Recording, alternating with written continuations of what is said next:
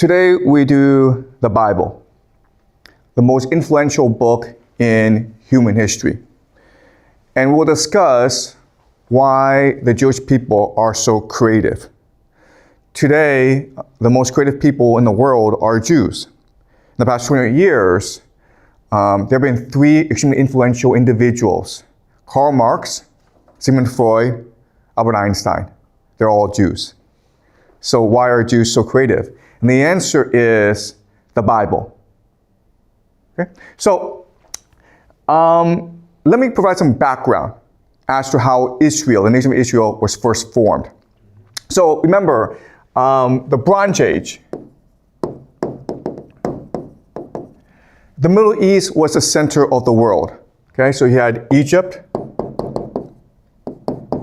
then you had the Levant, up north is Anatolia, across the Aegean is Mycenaean Greece, and this is Mesopotamia. If you look at this map, the center of the world really is the Levant. And at this time in history, the Levant is really a colony of Egypt. Okay, this place is called Canaan. Now, the thing about the Egyptians is they didn't like to go outside of Egypt. So in order to control this colony, the Levant, which is strategically very important, they use Greek mercenaries, okay? Mercenaries from abroad. Many were Greek, but there are some other countries as well.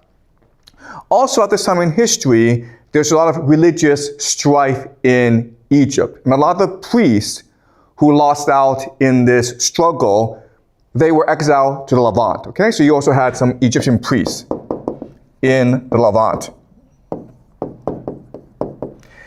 You also had the hill people of Canaan, okay? Hill people. They lived in the hills, they farmed.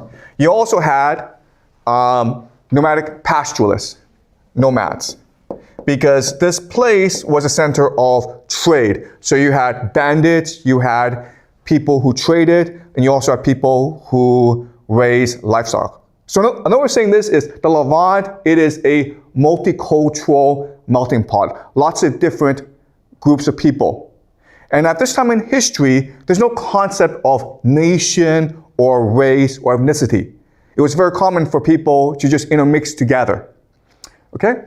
But then what happened, of course, was the Bronze Age collapse.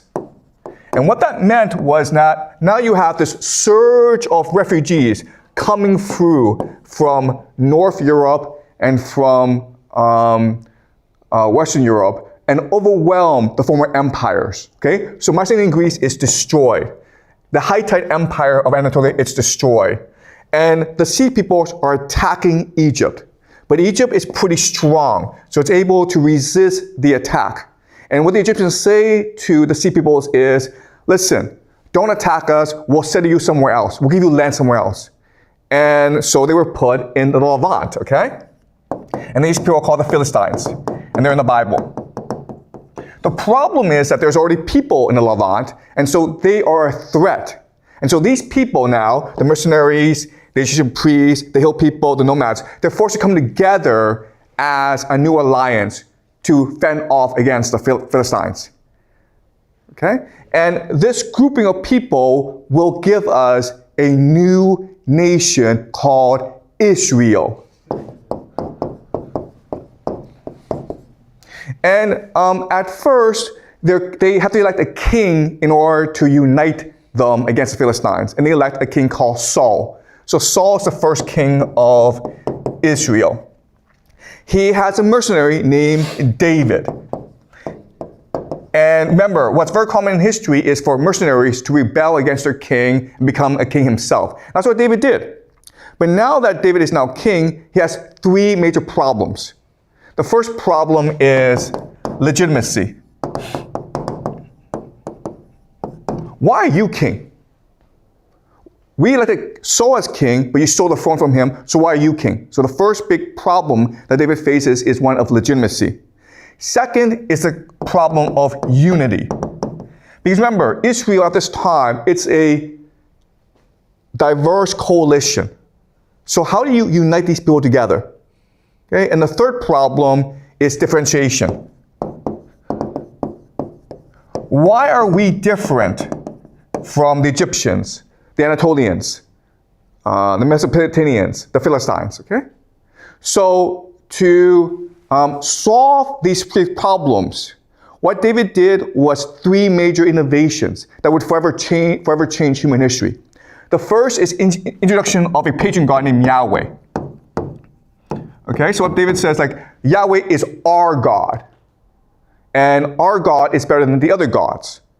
Okay, so what the Bible's trying to do is trying to explain who Yahweh is, and try to explain to everyone that Yahweh is a better God, a superior God, than every other God that came before him. Okay, that's number one. Number two is the centralization of religion for a temple. So what David says is, okay, if Yahweh is our God and he's the best God, we need a house for him. So what we're going to do is we're going to build a temple in Jerusalem, and that's where he will live from now on. And by doing this, what David's really doing is centralizing the religion. When you do that, you give jobs to Egyptian priests, who will now be your main political ally. Okay? All right? And the third thing that he did, that's very important, of course, is sponsor, initiate the Bible. All right? Okay? So that's where the Bible comes from. The Bible comes from the fact that the Israelite people need to create mythology that explains why they are one family, and why they're different from others, and why they're actually better than other people. Okay? So what is amazing about the Bible is that it does succeed. It succeeds because of the great storytelling within the Bible. Okay? So in the beginning, we have the origins of Yahweh. And the Bible begins with Genesis. The first book of the Bible is called Genesis, which just means birth, or the beginning. Okay? And in the beginning, God creates the universe. And then he discovers that he's lonely. There's no one to talk to. It's not very interesting. So he creates man, Adam. But then he thinks that Adam might be lonely as well. So he creates Eve. Okay? And that's the beginning. So then the Lord God formed man from the dust of the ground. Okay? Dust. So man is made of dust. And breathed in his nostrils the breath of life, and then man became a living being. Okay? So God's essence is in Adam. And the Lord God planted a garden in Eden in the east, and there he put the man whom he had formed. Out of the ground the Lord God made to grow every tree that is pleasant to the sight and good for food, the tree of life also in the midst of the garden, and the tree of knowledge of good and evil. So this is garden, paradise, called Eden. And man was created in order to farm it, to take care of it, okay? He's basically a servant, a slave. And in the center of the garden are two trees, the tree of life and the tree of the knowledge of good and evil. The tree of life, as you can imagine, grants immortality, right? The tree of the knowledge of good and evil grants the ability to learn. Okay, so let me explain. Let's imagine that there's this wall in front of me. Okay, so I walk, I hit the wall, it hurts, right? But I don't know that hurting is bad. So I keep on, I keep on hitting the wall, and I keep on hurting myself, okay? Because I don't know what's good and what's bad.